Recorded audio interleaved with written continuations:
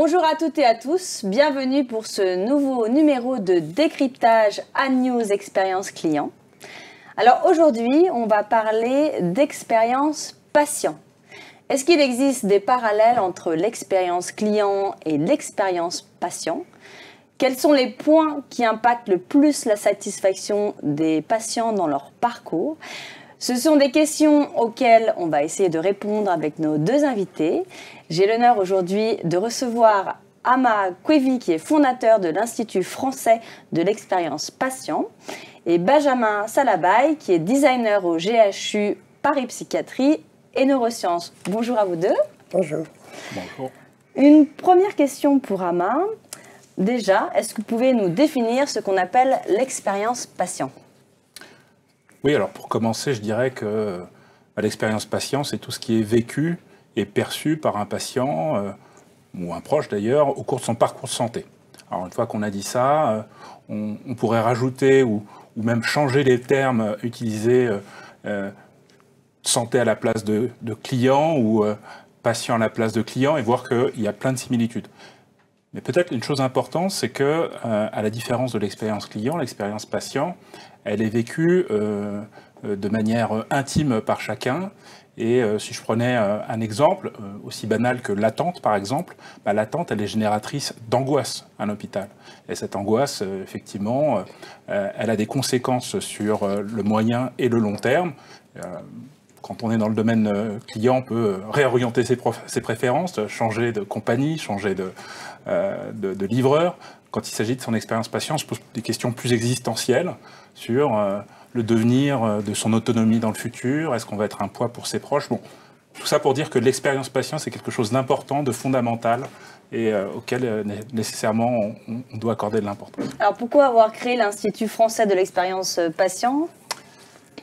Alors, l'Institut français de l'expérience patient, d'abord, c'est une association, une structure qui rassemble toutes sortes d'acteurs, des professionnels de santé, évidemment, mais aussi des usagers, des membres d'associations, des entreprises de santé.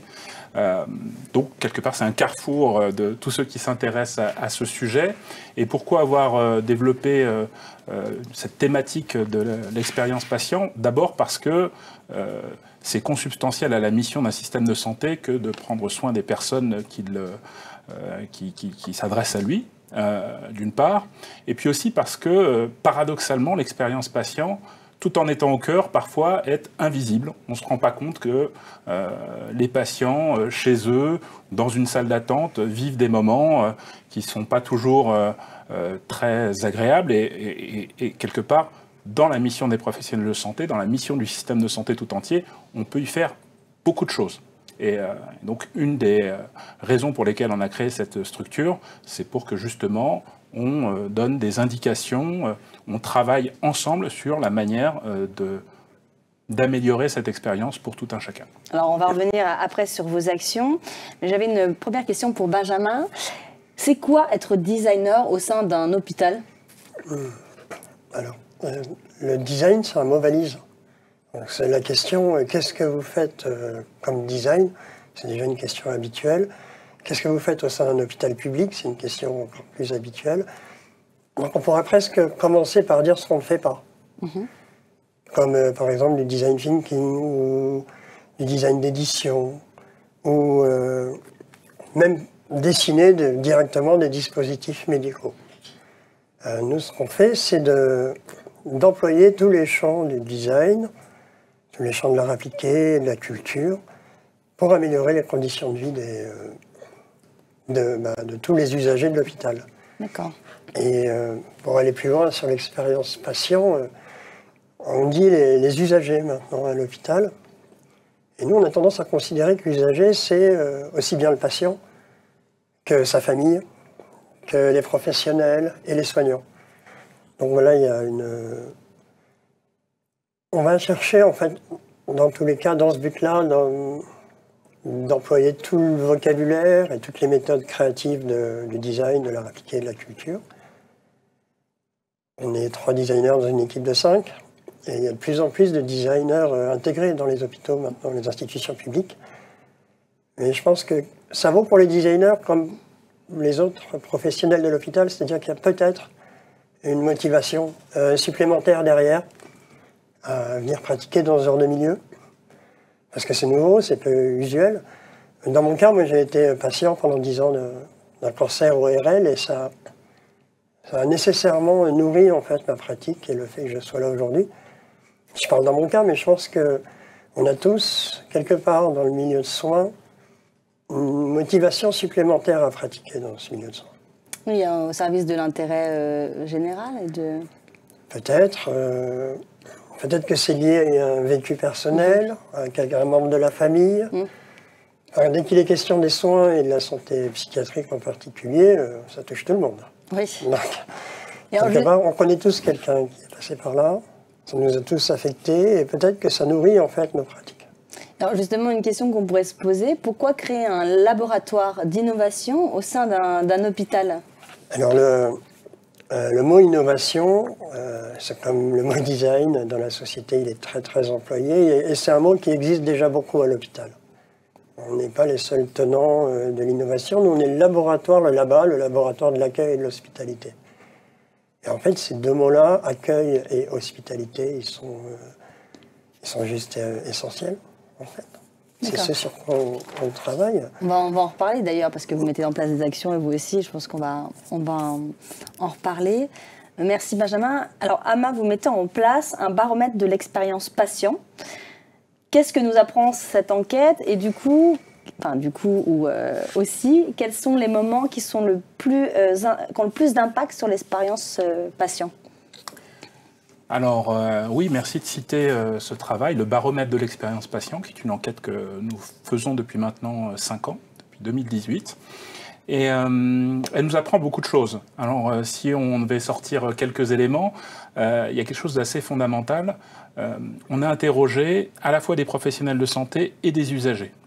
Et dans ce qu'on appelle des questions miroirs, donc des questions qui sont à la fois posées aux professionnels et aux usagers, pratiquement dans les mêmes termes. Et à une des questions qui est pensez-vous prendre suffisamment en compte l'expérience, le vécu des patients et de leurs proches? Cette question posée aux professionnels, on a eu comme réponse 71% des professionnels de santé qui nous répondent oui.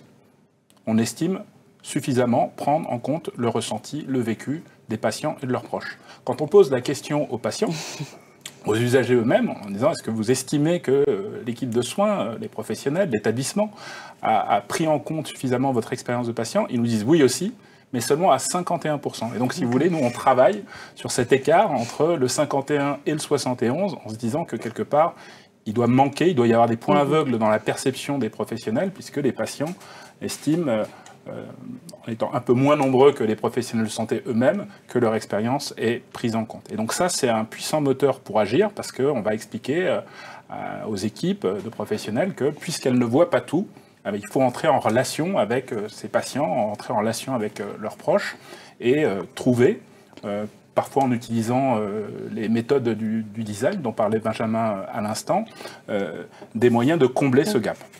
D'accord. Et alors, et du coup, les éléments qui ont le plus d'impact pour l'expérience patient, on a parlé de l'accueil, ça fait partie des... Alors, vous avez raison, et on a poursuivi en fait ces travaux en menant des enquêtes sur ce qu'on a appelé les déterminants de l'expérience patient, donc tous les facteurs qui vont influencer l'expérience des patients. Et effectivement, il s'en dégage des moments clés. Et sans surprise, on retrouve les premiers moments, c'est-à-dire le premier contact avec l'établissement, qu'il soit sur place ou à distance. On retrouve aussi les moments d'attente qui, comme je le disais tout à l'heure, génèrent potentiellement de l'angoisse chez les patients, ou parfois même de la colère ou de l'exaspération, selon son état de santé. Et on a aussi des moments clés que sont, par exemple, si vous subissez une intervention chirurgicale, le moment de l'échange avec le médecin. Et typiquement, je rencontrais il y a quelque temps une société savante en gynécologie obstétrique, et ils étaient en train de mettre en place un label. Un label qui énonçait toute une série de critères, et parmi ces critères, il faut que le chirurgien qui pratique une césarienne prenne le temps de revenir auprès de la patiente pour échanger, puisque la plupart du temps la patiente a été endormie, que la césarienne, elle pouvait être programmée, mais elle a pu aussi être faite en urgence. Mais quoi qu'il arrive, à partir du moment où il y a eu ce geste techniques invasifs, qu'il y ait un temps d'échange a posteriori entre le médecin et sa patiente. Et ça, c'est quelque chose qui n'est pas systématique dans le système de santé, qui, pour beaucoup, peut être quelque chose d'assez choquant, finalement, qu'on n'ait pas ce temps d'échange. Alors, il s'explique par plein de raisons, mais typiquement, l'enquête montre que ce moment-là est un moment crucial. Oui, alors du coup, là, on peut effectivement faire des parallèles avec l'expérience client. Vous avez parlé d'accueil, vous avez parlé d'attente, d'échange. Des choses qu'on peut ramener finalement dans le cadre d'une entreprise. C'est des déterminants qui sont aussi impactants pour l'expérience client. Mais revenons à l'accueil. Et j'ai une question pour vous, Benjamin. On a parlé de l'importance de l'accueil dans les hôpitaux. Et donc vous, au sein du laboratoire d'innovation, de par vos travaux, vous mettez en place des actions pour travailler sur ce sujet. Vous pouvez nous en parler ? Oui. L'accueil, déjà, il définit ce qu'on fait, il est dans notre nom. Et sans être soignant, on avait l'intuition que plus l'accueil est bon, et plus la volonté d'être soigné sera forte. Voilà, c'était peut-être une évidence, mais on partait de ce principe-là. Et puis, un autre point important, c'est que, et ça c'est lié à notre pratique, mais aussi au vécu de patient, c'est-à-dire que l'accueil à l'hôpital, c'est pas juste le moment où on arrive quelque part, c'est quelque chose qu'on peut étendre selon la notion d'hospitalité, et donc il faut considérer l'amont de l'hôpital. L'arrivée même, c'est un temps décisif, ce qui va se passer pendant, et parfois la sortie et l'après sont presque aussi importants que l'arrivée. Donc c'est aussi des choses à prendre en compte. Bon, nous, on a une multitude de projets liés à l'accueil et l'hospitalité, et on a toujours plus ou moins les mêmes démarches. Notre objectif, en fait, c'est d'améliorer la vie quotidienne, l'hospitalité de la vie quotidienne, de produire des ressources et d'être un soutien pour les équipes. On va aussi faire des formats de rencontres, on va diffuser ce qu'on fait, permettre à des gens de se rencontrer. Et puis on va rentrer maintenant aussi beaucoup dans des éléments de formation des professionnels. Mais notre façon de faire, plutôt que de rentrer dans des projets, parce qu'il y en a plein, c'est plutôt de dire comment on fait. À chaque fois, on va chercher à s'ancrer dans le lieu, donc à produire une immersion, faire des études d'usage, ce qu'on appelle, pour essayer de vraiment comprendre quelle est la demande. On va tisser des liens, notamment autour des outils qu'on va utiliser, mais l'outil principal, c'est l'atelier participatif et la co-construction. On va expérimenter, on va évaluer ces expérimentations avec des outils d'évaluation. Et si ça marche pas, on ajuste. Si ça marche pas, si ça marche, on va chercher à déployer et à essaimer. Et dans tous les projets qu'on a fait ces 5 dernières années, parce que le lab existe depuis 2016, donc c'est 8 dernières années, on va chercher aujourd'hui à les déployer sur l'ensemble du GHU. D'accord. Ok, merci. Et alors du coup, vous, Ama, quelles actions vous mettez en place au sein de votre institution ? Alors, on fait énormément de choses. On fait bien sûr des formations. Je le disais tout à l'heure, pour aider notamment les professionnels de santé à interagir d'une façon vertueuse avec les patients. On les forme. Ils mènent des entretiens qualitatifs avec des patients et sur la base de ce qu'ils ont collecté auprès d'eux, ils vont travailler sur leurs organisations, leurs pratiques, les fonctionnements, avec comme objectif de pouvoir mettre en œuvre une expérience plus favorable pour les patients. Donc, ce que dit Benjamin autour de l'accueil, bien sûr, et je ne l'avais pas mentionné, mais l'organisation de la sortie, les 24 premières heures de la sortie, 24 premières heures après la sortie, ce sont des moments où vous arrivez chez vous, vous sortez de l'hôpital, vous devez vous reconnecter avec la médecine de ville, etc. Donc, il y a des enjeux qui sont vraiment très importants pour les patients, et donc on prend ce temps-là pour que les professionnels soient davantage à l'aise. C'est vrai que c'est pas du tout la même chose de prendre soin d'un patient, ça on sait faire, les professionnels ont leur expertise technique.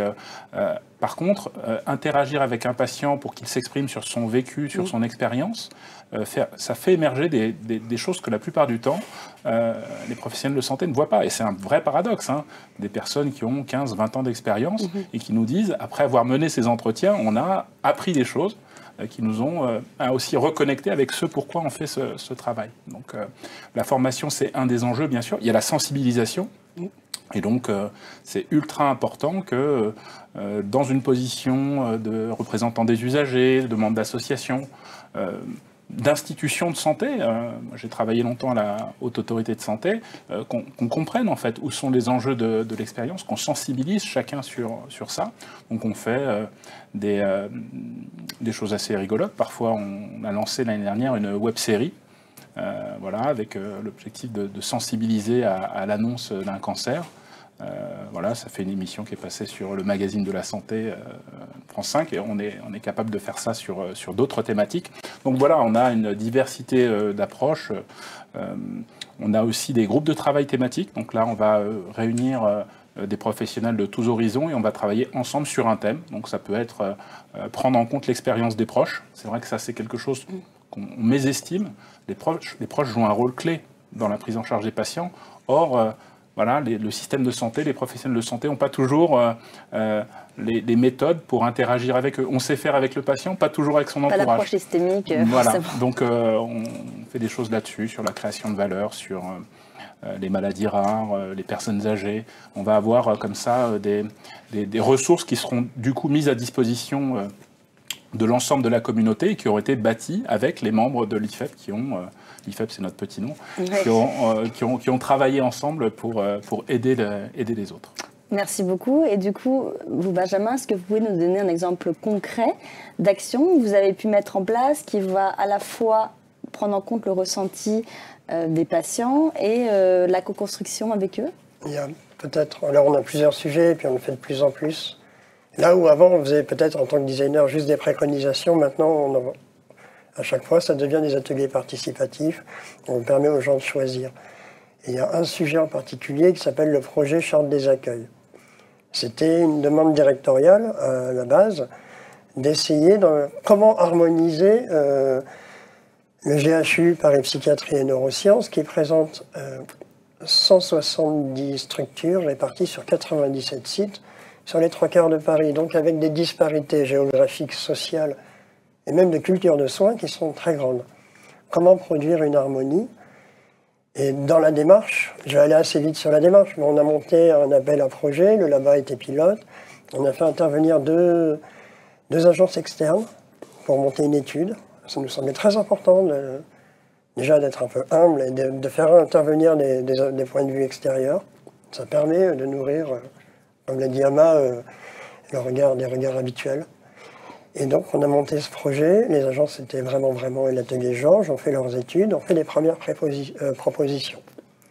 Et le moment qui a été vraiment un moment charnière, un point de pivot, c'est quand on a décidé d'appliquer ces propositions sur plusieurs sites et qu'on s'est appuyé sur l'expertise et l'expérience d'une variété de patients. On les a invités, ça a été des moments d'une richesse mais incroyable. D'accord. Dans le sens où, en effet, des fois, les patients vont dire des choses auxquelles on n'avait pas pensé. Puis c'est des experts. C'est des experts de leur lieu de soins, de leur vie, et ils peuvent donner une nourriture auquel on ne s'attendait pas.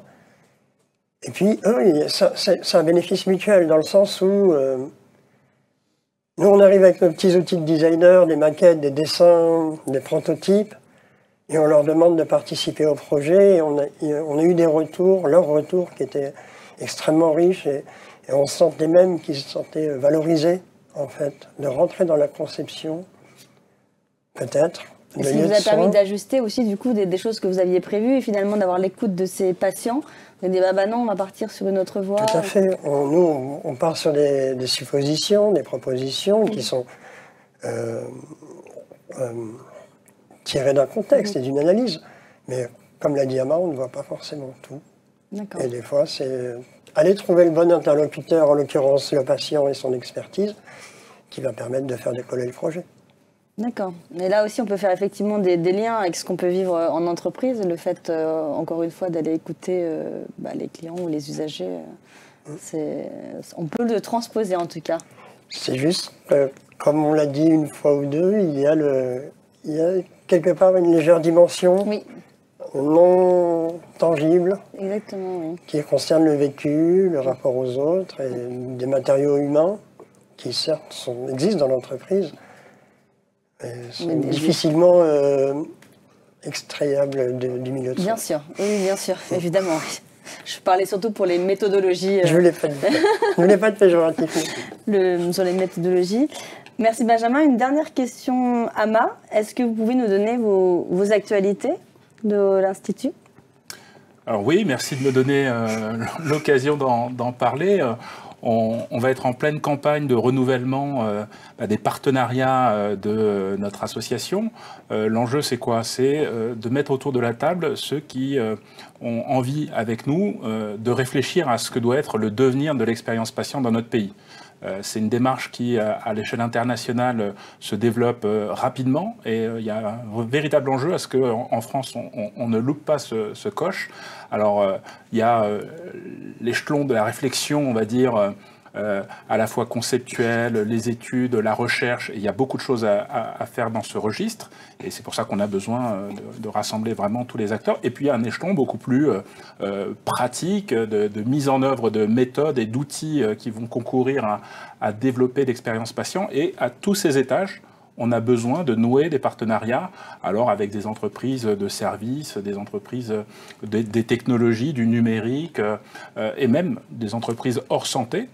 Je crois vraiment qu'il y a un enjeu de fertilisation croisée dans les approches, dans les méthodes. Et donc nous, on est vraiment dans cette logique-là. Et donc la manifestation de cette campagne de partenariat, elle prendra corps dans la journée annuelle de l'expérience patient que nous organisons le 25 juin 2024 et qui, pour la 3e édition, on l'espère, réunira 300-350 personnes. On était 330 en juin 2023. Et c'est vraiment une occasion de se retrouver, d'échanger, de montrer en quoi certains dispositifs ont de la valeur ajoutée pour l'expérience et le vécu des patients. Donc voilà, tous ceux qui sont intéressés par ça peuvent prendre contact avec nous, nous rejoindre et faire avancer cette thématique en France. Et venir du coup le 24 juin pour la journée d'expérience patient. C'est ça, 25 juin 2024 à la Cité internationale. Merci beaucoup, merci à vous deux pour avoir répondu à notre invitation et à nos questions. Merci à tous et on se retrouve bientôt pour une nouvelle émission de décryptage. Et n'oubliez pas surtout de vous abonner à la newsletter. À bientôt.